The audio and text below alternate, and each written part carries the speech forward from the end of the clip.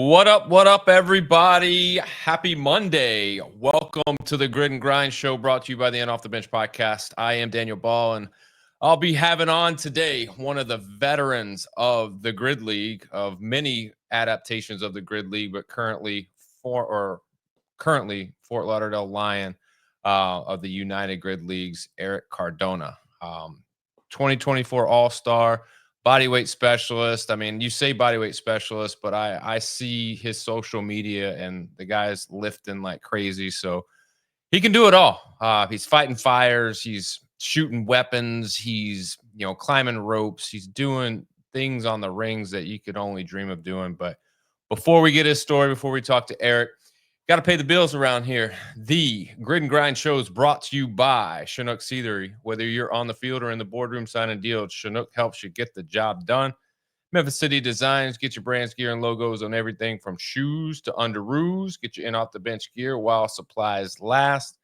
Relief Chiropractic. Go see my boy, Dr. Vic Robinson. He's got the magic hands. He's rejuvenating people and adding years to their lives. I'm telling you, if you want recovery, no better place than to see Dr. Vic Robinson at Relief Chiropractic. And finally, Old Dominick Distillery. Experience 150 years of tradition in the heart of downtown Memphis. From bourbon to vodka, whiskey to gin, Old Dominick's got you covered.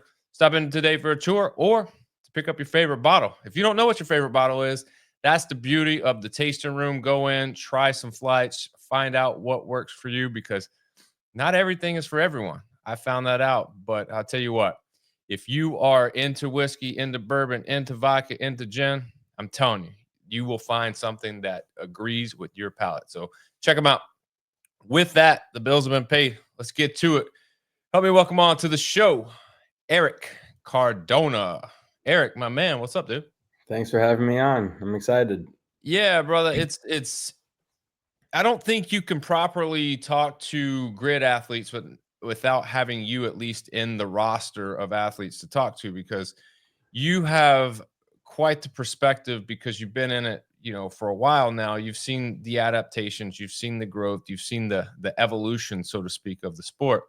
But before we get into that, I just kind of want to know the journey, your backstory. How do you get into fitness? So what's your background? Are you an athlete? Are you a gymnast? Like, were you none of those and you found fitness later in life? Like, what's the story with you?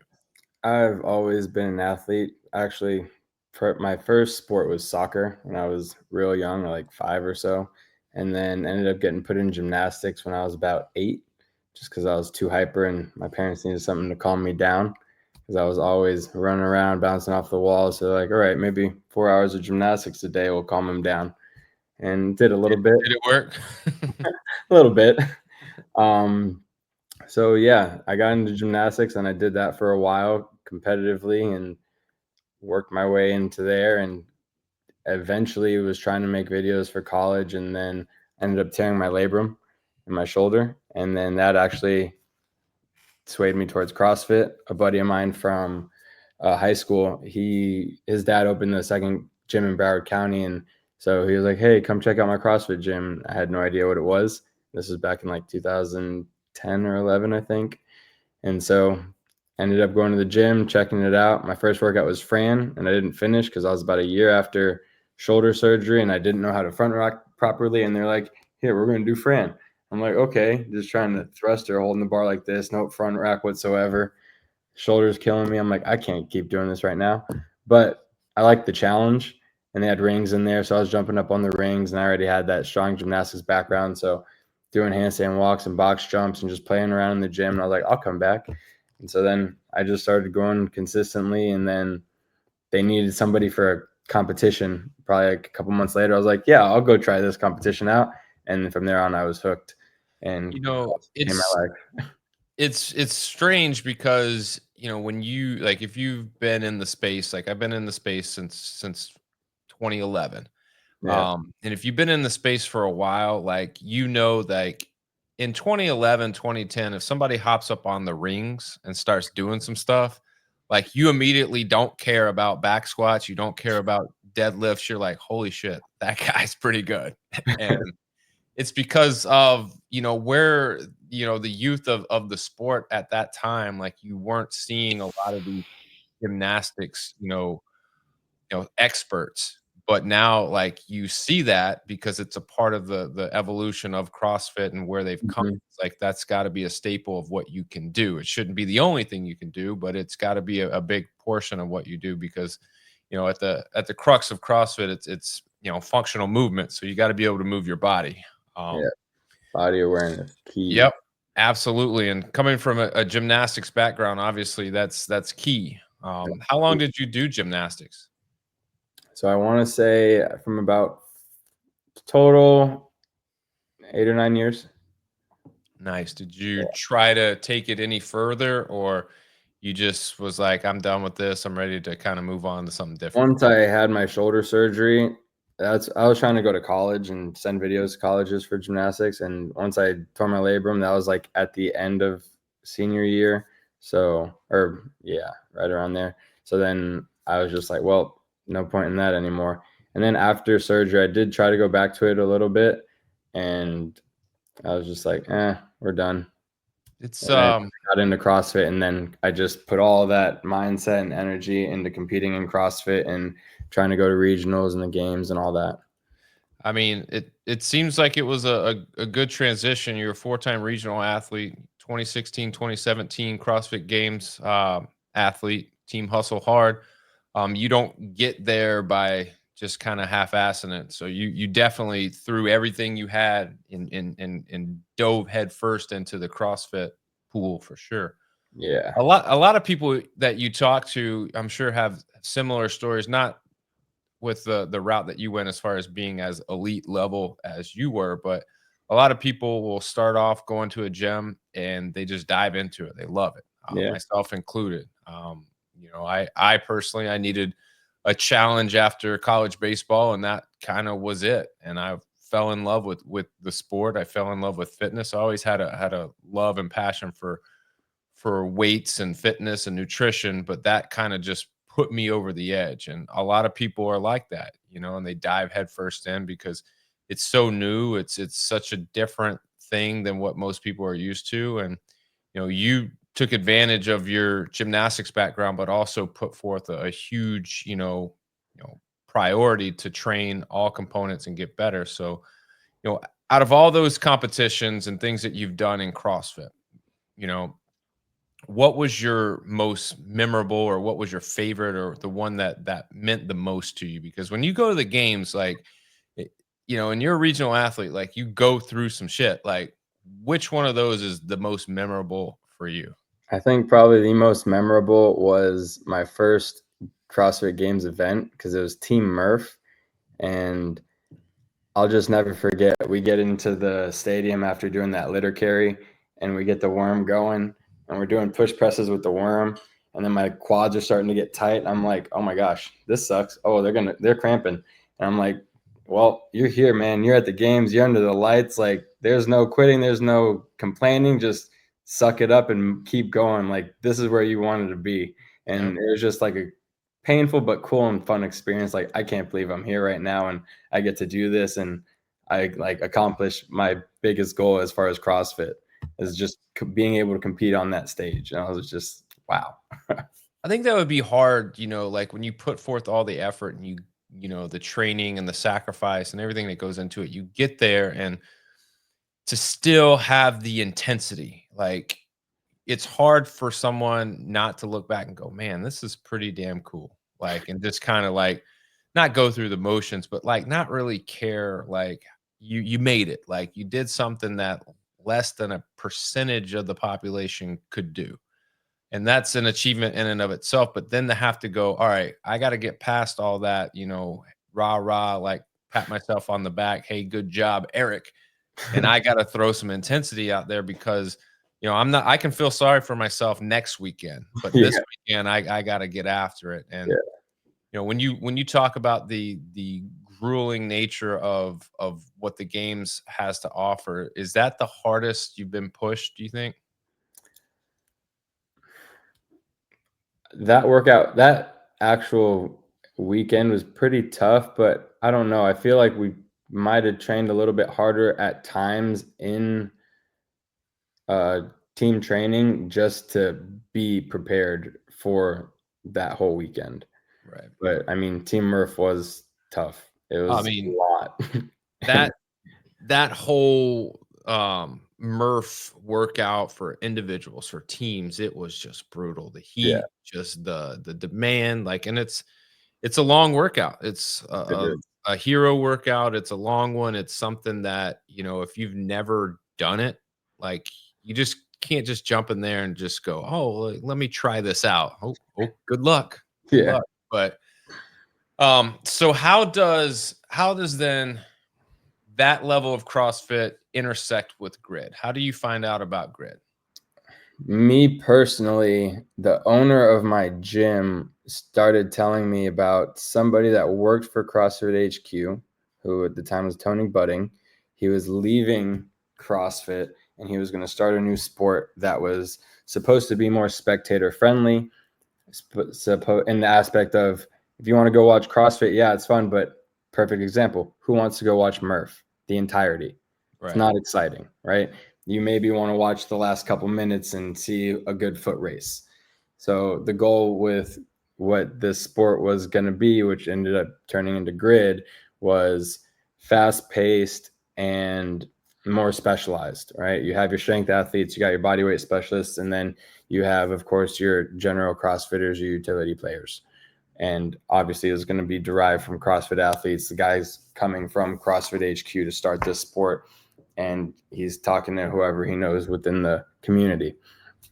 And so I kept hearing about him. A friend requested him on Facebook, started following the whole journey of it. Fast forward, unfortunately, I wasn't able to make the first combine for the first year. My friend went, the one that got me into CrossFit, Brian David, he went out, he tried out, and I forget where it was. I think it might have been in Georgia, but I couldn't go for some reason. And I was really upset. I really wanted to go and I really wanted to be a part of the league. So I made sure that I was able to try out next year, the following year. And then I ended up being able to go to the combine, and then the San Francisco Fire picked me up. So And when that you was it. go to the tryout, this is the MPGO at this time, Mhm. right? So when you go to the tryout, is this to, like, put you in a category to be drafted, or does this just go, I'm going to do this and put me in this pool of players, and then the teams can almost sign you as free agents as they like? So they had a draft. But so you had to go to a local combine first. So I went to one in Miami and they had a whole bunch of different tests, right? So they had a weightlifting test where it was like a mini ladder. It was like 4 bars trying to clear them. And I think it might have started at like 165 and went up to like 225 or something. And then they had like 4 rope climbs for time, and just a whole bunch of other tests that hit every aspect for the strength specialists, for the body weight specialists, and for the utility players. There was one that was like Grace, or just 30 ground to overhead, but in the halfway mark, you had like 10 burpees over the bar in between. There's a whole bunch of stuff. I think I actually still have the paper somewhere with the tests and the scores. So you do that. From there, there's some people there that are watching that are from teams like the LA Rain, San Francisco Fire, the Boston Iron, Miami Surge, whatever. And so there's some representatives there, but everybody's going to see your scores. And then depending on your scores and how well you do, you get invited to the main combine, which I want to say was in DC. So then you go out to the main combine in DC. And then after that combine, they did some interviews there. We had some tests, but they put people together into teams and we ran some races together too. So it was like a mini grid match with all these Yeah. people. And so it was cool to get picked up with some of the people from my team or see where they ended up getting drafted to. So that was a little weekend in DC. And then I think like a week or two later, they did an online draft where they just start going through teams, picking up athletes just like they would with the NFL draft, just online instead. So what is that day like? Are you expecting someone to give you a call, or are you hopeful, or are you just I was like, hopeful. yeah? I mean, Yeah. there's a lot of athletes, I'm sure, and if you're anything like me, I always doubt my capabilities and how good I may or may not have done. And so to get a phone call from the, what was it, the San Francisco team? Yeah. So you get a phone call from them, and obviously there's outside of the Miami Surge, all the other teams are outside of and quite a distance from where you live. Now, was that an issue up front, or did you know that going in, like, if I'm going to do this, like, chances are I'm going to have to make some type of sacrifice and go out of the state of Florida to do this? Yeah, I was aware of that, and like they spoke about that. Like we were all well aware of what was going to happen. So we knew the dates for everything. So we'd go out to our respective states to go train for a couple weeks, and then we had the games happen, and then we'd go back and train and compete again after the games. Okay. And I mean, a lot of the competitors, there's a handful of competitors on each team that were going to the games as well. So it was a lot of us all, we needed to know that structure and to work it in between all of that. So we're all preparing for the games, we're all preparing for grid, and we're competing for grid for a little bit, and then we come back and do the games, and then come back, train, and then compete in grid. Man, And at that time, we went out again to our respective states. So they flew us out to San Francisco. I think the first couple of weeks we stayed at an extended stay, and then when we really came back for the longer duration, we had a player house, which was really cool and not too far from the gym we trained at. And we were lucky. We got that grid rig that you have in that background right there. We had one of those to practice with. wow. So it was a really cool and fun experience. And Man. just my other teammates, like when I saw the names of the people I was going to be competing with, I was like, what? Like Alessandra Pacelli and Ashley Beaver and Colleen Foch and all these other people on my team. And then some, like Tyler that I did the combine with. I'm like, man, these guys are monsters. And Adam Cantrell. It's like I'm surrounded by all these amazing athletes. This is like so wild to me. So It's kind of surreal. You very. get like, and now like these are CrossFit legends, and like they retired, and like you're like, holy shit, like I had a chance to share the stage with them. And that's what I've mentioned to athletes on this show, is that the beauty with things like CrossFit and grid is like you never know who you can be alongside with. Like you just don't, like especially in grid, because it's so like you can be good at just one thing and be a huge contributor to a team, and you could be on a team with whoever. I mean, like your coach, Jamie Gold, like she's a CrossFit legend. Like she's Athlete, Indy, yeah.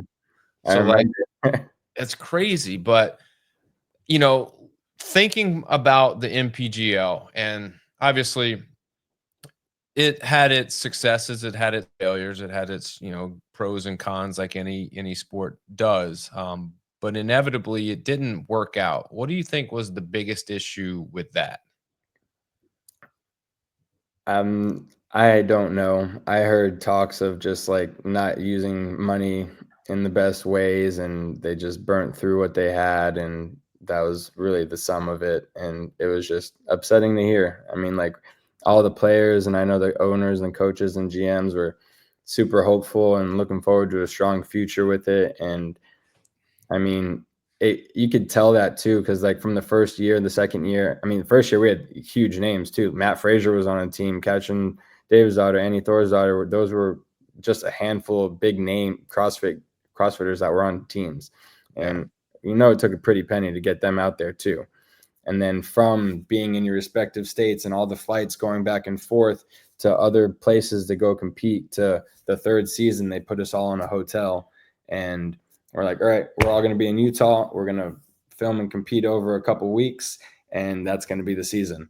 And then after that, there was nothing else. And it's like, oh man, and we're all hoping for that. Maybe that's the way they should have started, to save money, right, and build up to what we're trying to recreate again now. Well, you talk about the evolution now. You go from MPGL to a more grassroots, more of a regional thing, and maybe that was what the sport needed, because I think the concept and I think the sport itself lends itself to being very attractive for people. It's very much you know spectator friendly. I mean, Mhm. I think that's kind of the thought behind it is like I want a sport that's, people want to watch, and the viewership, when you look online, like it's crazy. It's very good. But I think it took, Ruby and Mather to bring it down to a regional level and make it just Florida based. So they take it, they make it the Florida Grid League, and you have all the teams within the state of Florida. So at that point, are you like, where do you find yourself? Well, I want to do whatever I could to help keep the sport alive. And I mean, I've been good friends with Mather since the beginning, since I first started in. He wanted to draft me, and I always mess with him and give him shit because he didn't end up picking me up. Same friend got to me first, and he poked or I'd poke back at him and be like, "What happened? I thought you wanted me on your team, whatever." But anyways, so since all of that, any way I could, I wanted to be a part of the Florida Grid League. So when he started it and he was telling me about it, I'm like, I'm in. Like whatever I'm allowed to do, I'll do it. I'm in. I want to be a part of it. So the first year, pros weren't allowed to play. So I coached a team. I coached the Palm Beach Elite, and that team was only a one-season team. They were doing great, and then unfortunately, we made it all the way to finals and lost at finals. And then after that, I went and started playing for the Lions, which Jamie's been coaching, and then they allowed pros to play. So I was like, all right, well, I'm gonna hop over here. Palm Beach Elite kind of fell apart, and then put that behind me and just went all in with the Lions and doing what I can to help get more eyes on the league and just be a good player for my team and try to and grab more athletes to come play in general, hopefully for our team, but if not, just come play, period. So it was cool to also see like Taylor come back, because I always looked up to Taylor Stalling. She's an incredible athlete, and just trying to get other big players like Britt Ringstrom to come play or whoever. I'm like, oh, come on, let's go, guys, come on. And then seeing one of my teammates later on, Justin Adams from the San Francisco Fire, he came to play, and his wife too. So just it's great to try and build, and that's the goal still, like just doing whatever I can to be a part of this league and help get it back to where we were before and better. You mentioned, the growth. Very hopeful and very, optimistic in regards to the growth, because you see that the Florida Grid League is now the United Grid League. We have two teams outside of the state of Florida, one in Atlanta, and another now in Houston. When you look at that growth, like, are you like, yeah, like this is what we're talking about. This is the track that we should be on. Like, and Yeah. and to be honest, like, I heard Mather talk on another podcast, the Blacklisted podcast, and he mentioned like there is talks of a further expansion. I don't know if that's before the end of this season or coming up, or if it's in the future, but that's cool when your commissioner is out there and he's, showing you and telling you and being very vocal about where the sport is going. So you got to be, from an athlete perspective, you got to be happy about, you know seeing it go from what it was and trying to get closer to that, and you Yeah. see that evolution getting there. So, um you know I'll ask you, because I don't usually ask this question, but for someone like you who's been in all the stages of this, where do you see this sport in 5 years? Five. Five feels like it can be a long time, but at the same time, I mean, yeah, it is a long time. But at the same time, I've been doing it for 5 years, I think 5 or 6 now here for the FGL at least. But I think we can get a handful more teams into other, if it goes the right way, which is, I believe it is going. I think we can definitely have more states involved. Maybe that, which will, if we have more states involved, I think it can give us bigger sponsorship opportunities, which can allow for bigger prizes and just help it launch into the right direction. Hopefully it sets us up by then, or maybe a few years before, to really land some big deals that just launch it and help make it take off. Yeah. So that's what I'm hopeful for, and that's what I think can really happen. Are you thinking maybe like you got I mean, you have 2 divisions, but like 2 conferences, so to speak, and maybe, anywhere from 6 to 8 teams per. I mean, 8 I think would be great. If you had 16 total teams and you had Yeah, 8, let's say East teams and 8 West teams, and then you have a 4-team playoff in each, and then the winners of each, meet each other in a championship. Like in 5 years, if you had that, like I think that's exponential growth. I think that's yeah, amazing growth, and I huge. think honestly, I'm fired up thinking like I believe that's possible. I think so too. So let's talk this season. Obviously, you've been with the Lions for a hot minute now. You guys, you've seen the evolution of the sport. You want to do everything you can to build it, and here you are, a veteran of the league in multiple adaptations. And hey, what do you know? 2024 All Star, no big deal, right? I mean, does it amaze you that you're still just being able to kick ass? Because I feel like I'm 40 now, and like at some point, like if I was an all-star at anything, I would be like, who who is falsely giving, they wrote my name down wrong. Like I don't belong here. But for you, like you see you on the grid and like it's amazing what you can do. So when your name goes up there to me as an all-star, like I don't bat an eye at it, but like when you look at stuff like that, does it matter to you? I don't want to say it doesn't matter because I think it's cool, but I don't think I really pat myself on the back a lot. Like I just have goals and I worked hard towards them. And my view in most things is if someone else can do it, why can't I? And it just takes work, right? Like, and I'm not saying that like I don't really view things as like impossible. People want to set limits, and the only limit is what you're limiting on yourself. Right. Like, why do that? Why don't you just give an all-in effort and see what's possible? And it's exactly what I did with CrossFit. And I was literally the smallest guy there. I was 155 pounds at the CrossFit Games, You were 5'6", crushing folks. tiny. But that was a big like proponent of, all right, well, my mindset was right. If I put in the work, I do what needs to be done. There's no reason I can't get to that. And Right. I mean, it definitely helps having a big gymnastics background. And then I just focus on my weaknesses, and I don't have a problem doing that because that was my childhood as a gymnast. Like you're in the sport of perfection, knowing perfection is almost impossible, and you're just trying to achieve it, and you got to work on your weaknesses no matter what, and you fail a lot more than you succeed, and just build from there. Do you, So do you think being a gymnast allows like just having that mobility and that stability and that core strength? Do you think it allows you to pick up like the weightlifting aspect a lot faster? Because I feel like for a lot of people, if you've coached CrossFit or coach weightlifting in general, that's one of the biggest, hindrances of progressing further is mobility and stability, because at some point one or the other is going to give, and like your strength is going to take a hit. And someone like you who comes in with it, like I could see like you could stack the weight on not quickly without any work, but obviously, a little bit easier than maybe some others just because that foundation is there. yeah, all that plus the body awareness, I think it's all huge.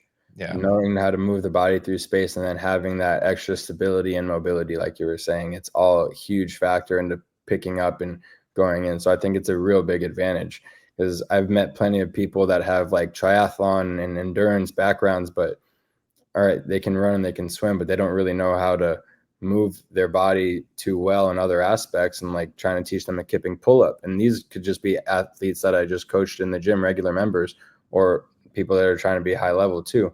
It's like I remember being a younger coach and being like, oh, you don't know how to really move your body, and I'm going to have to teach you that now. Because I mean, I was 8 years old, I didn't know how to move my body. So by the time I was 12, I knew how to move my body well and do flips and back handsprings and hold handstands and walk on my hands. So just trying to teach a 30-year-old or a 28-year-old how to do a kipping pull-up for the first time, or just swing on the bar, it's like, oh, all right, well, we really got to start with the basics and go from there. And that translating into weightlifting as well, because weightlifting is very technical, just as technical as gymnastics. Like, yeah, okay, squat, bench, deadlift, simple for the most part, but clean snatches, it's a whole another ball game. And even now, there's plenty of high-level CrossFitters that don't have great technique. They're strong and they have decent technique to get by, and they're okay with that. But I think a lot can still improve and be more efficient. Yeah, I mean, that's when you're elite, then your off seasons look a little bit differently because you're going to maintain a lot of the things that you are good at, but you've got to really focus in on those things that you're not good at because Yeah. those are the things that will come up in one workout or two workouts over the course of a weekend. And if you struggle or you finish, towards the end of the pack in two workouts, it's creates quite a deficit no matter what you do you could finish first in every other workout after that and you could still have a hole to dig out of. So Yeah. but when we look at the 2024 season, you look at it, you guys go through, you have a hurricane that kind of disrupts what Vegas was supposed to be. I think by now everyone knows, what happened, just to recap, we had a event in Vegas that was supposed to be the culmination of the regular season. However, the hurricane didn't allow a lot of Florida travelers to make it there. So, the league doing a great job created a system to where, have a super team, but the teams that were able to fill rosters, they were able to make it worth something being able to play those matches. But inevitably it came down to a two game, finish the regular season, and then the next day was the playoffs down in your hometown of Fort Lauderdale at the Fit Body Expo. So, you guys, let's talk regular season. Talk me through the regular season prior to Vegas. How did it go, and was it challenging? Was it as predicted? What was the thought process prior to Vegas once you guys had completed those matches? Our goal and thought process was to try to have an undefeated season. That was what we were going for. And we thought we could pull it off as long as everybody's healthy. I mean, we had some people with some injuries. I was dealing with some forearm issues, so I wasn't too happy about that and just trying to rehab and get my body ready to make it work and do what I need to do. But I forget how many matches we played prior to Vegas. I want to say at least two. And we were really looking forward to Vegas and just going to do what we can and try to keep that undefeated schedule. And then, I mean, we're able to, unfortunately, we only had a couple players that could make it out. And then we had that super team. And were you able to make it? Yeah. Yeah. Me, Paul, and Paula were able to make it out there. How was that experience in Vegas? Was it Oh, beneficial?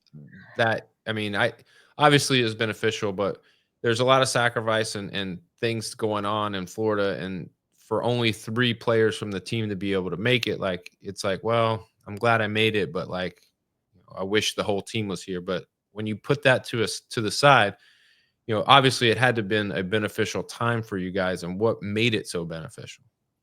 well, yeah, it sucked that we couldn't have all of our teams out there and all of our teammates, but at the end of the day, I just try to focus on working with what I got and making the most out of the situation. So I wasn't sure what was going to happen. And then I hear the idea of a super team, and again, the Aces had a good amount of their team, and we're merging with them and some Tampa players. And I just saw it as a really awesome opportunity to be able to compete with Taylor.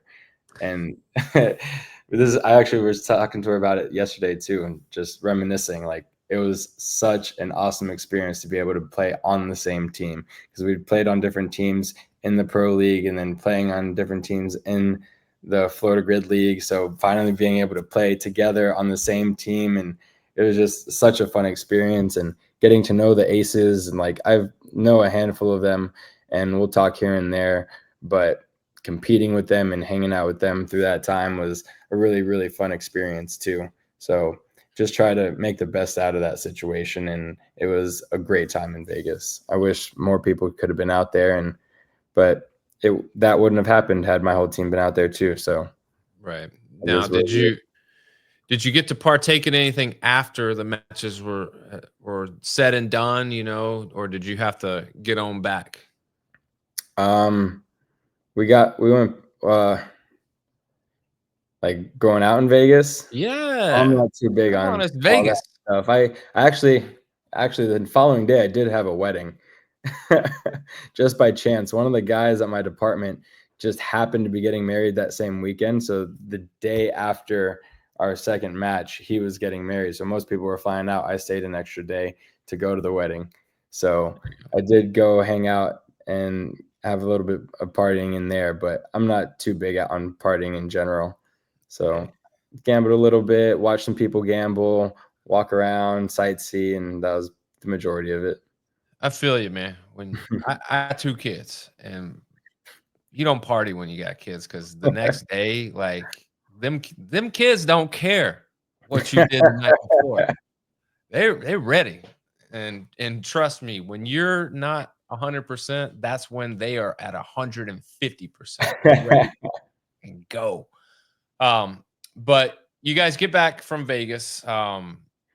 You have the opportunity now to play one more regular season match, and really, like, it comes down to winning. If you win, you're probably in, and you get an opportunity, depending on point differential, to be seated set, or I want to say third or fourth. And you guys get a chance to take on a team really that you were working with, prior weeks earlier in Vegas. So going into that match, what's the thought process? And I'm sure that it's a good thing to know, all right, look, we just got to focus on winning. Like, I don't like, I talked to some guys from the brigade, and like they could lose, but not lose by so many. And I was like, that's not how I want to go down. I just want to win. Like, tell me that I need to win, and like let that be it. So you guys have that opportunity. So talk me through the last regular season match that you guys have in Fort Lauderdale. Man, I don't even really remember much of it. I was just annoyed with the situation. But yeah, we wanted to win. We always want to win, especially from the beginning. Again, our goal is to try to have that undefeated season and go back to finals and do what we can. And I think that was our first time not getting into, was it semis or finals? Yeah. And so it was frustrating. And I mean, I moved on pretty quick enough to forget how most of it went. Do you, when you lose to the Aces, is it something where you go, man, I wish in Vegas that they were just assholes, and then it would be a lot easier. Like, I could just not like them, but you develop this relationship with them in Vegas, and you get to know them, and then they move on to the playoffs and they beat you guys. Like, you're kind of like, all right, like, damn it, like, I'm pissed because we didn't win, but okay, like, good for them. Like, Yeah. um, And then it's like, well, I hope they win too. So at right. least we lost to the best team. Correct. And and I talked to Ryan DeMatti last week. He was like, man, it was like they've thought like if they could just get in, they had a chance. And when I looked at the 4 teams in it, like, I guess that's what you want. Like, with this sport, anybody can win. It just, a lot of it comes down to milliseconds and seconds of efficiency. And that's the crazy thing about this sport, because you guys are so good at what you do that it comes down to literally, like, there's not weights or anything or movements that nobody can't do. It just comes down to time and how fast you do it. And that's the beauty, but that's also the chaos that the sport, alludes to. But all right, so looking at next, obviously you have a short-term memory, which is good. Like, you don't remember 2024. You appreciate the season for what it was, but it ultimately, you didn't hit the goal. So you're like, all right, we got to move on. And so what is moving on for you? 2025 season. What are you doing? Are you re-signing? Are you going to play again? Are you hanging it up? Are you like what's going on? I'm definitely playing again, and I want to win. I Hell want to yeah. Of course you do. re-sign, have our team, majority of our team, hopefully re-sign and go back and try again. Well, Nice and simple. what are you doing now currently? Are you in the gym? What's your training look like? Sporadic. Sporadic. I mean, Yeah. obviously I'm sure like you're a firefighter, correct?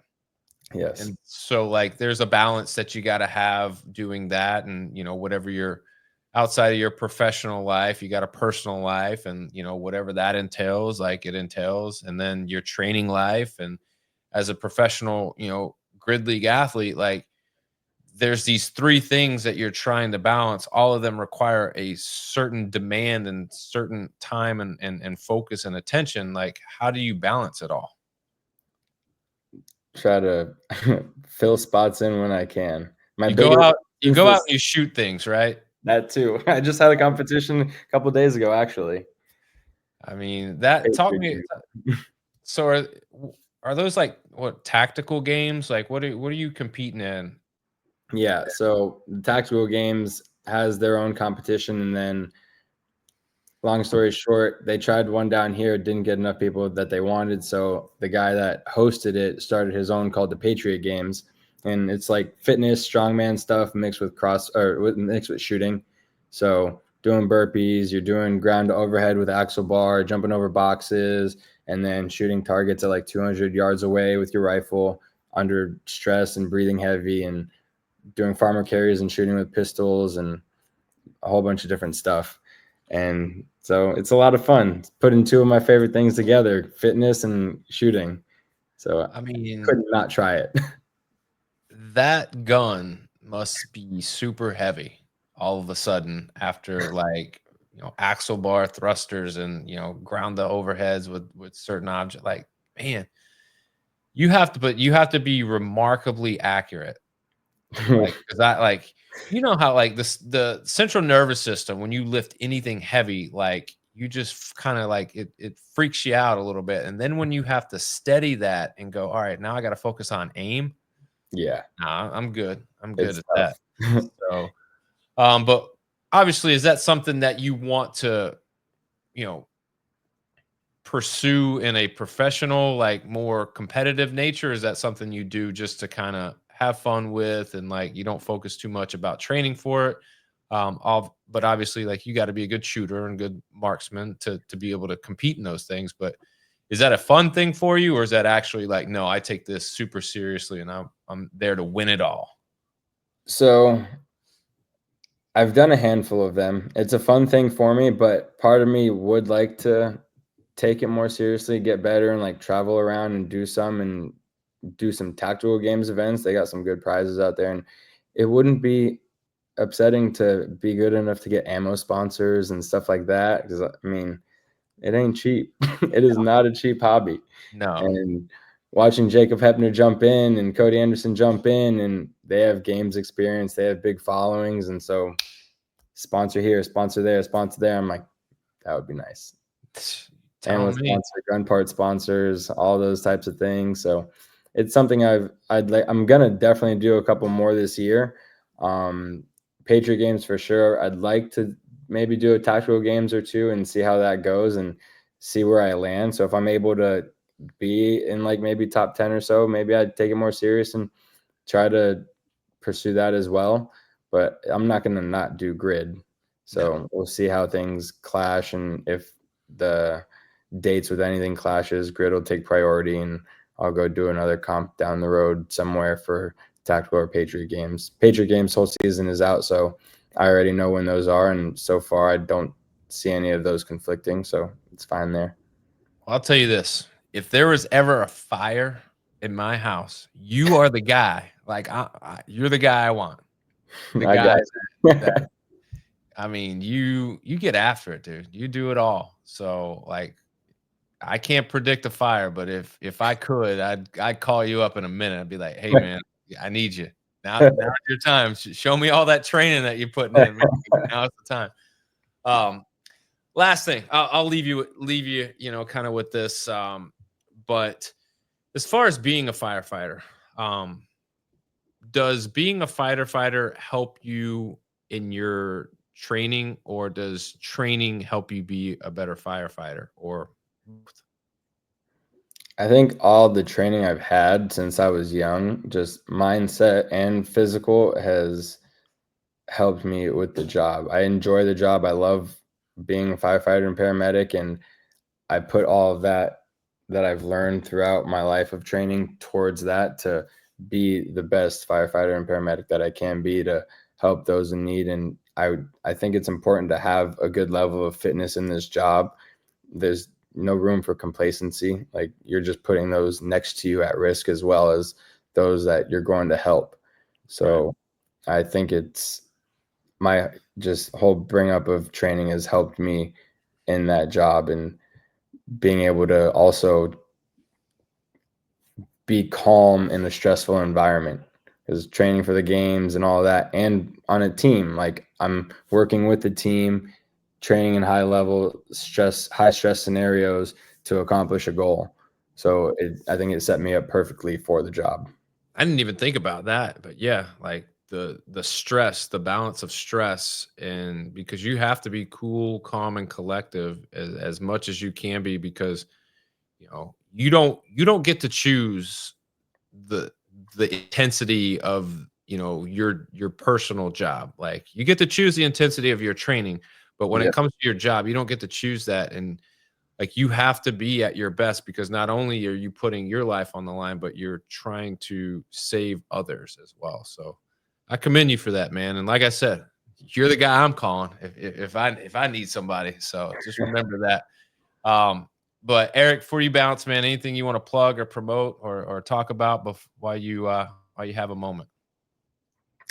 I think I'm good. I appreciate you having me on. This was fun, and getting the word out there for Grid. I love it. Anything we can do to expose more people to the sport and get their eyes on it, I'm all for it. Absolutely. Well, Eric, I appreciate your time. If there's anything I can do, man, obviously just reach out, and hopefully we'll get you back on, and we'll talk more about 2025 season as we get closer or get into it. And who knows, you might be hoisting a trophy at the end of the year. Hopefully. Thank you. Yeah, I appreciate it. That's Eric Cardona, everybody. If you like hearing Eric's story, or you just like hearing average talk X's and O's, please like and share the podcast on Facebook. Retweet us on X. Listen and subscribe wherever you stream your podcast. And stick around this week. We got a lot of good ones on the Grid and Grind show. On Tuesday, we'll be talking to champion 2024 Atlanta Wild United Grid League champion Griffin Raleigh will be on the show. Thursday, we're talking to Southwest Florida Sharks Chelsea Ranieri. And then on Friday, we're going to end the week with Palm Beach Breaker star Reese Lyons. So you don't want to miss those, and you don't want to miss anything that we put out. Go to YouTube, click like, click subscribe, click notifications. That way you know when we drop new content. We'll see everybody tomorrow. Peace.